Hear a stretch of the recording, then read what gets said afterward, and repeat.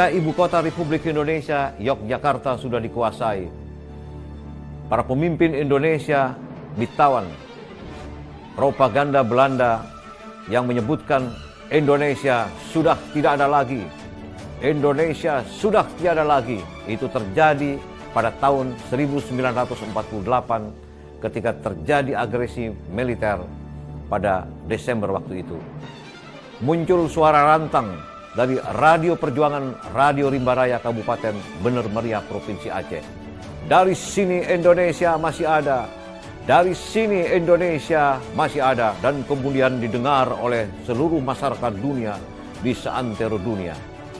Saya M. Rohanuddin, Direktur Utama Radio Republik Indonesia, mengajak kita semua, ayo dukung Monumen Radio Perjuangan Rimba Raya meraih anugerah pesona Indonesia tahun 2020. Terima kasih, salam dari Jakarta.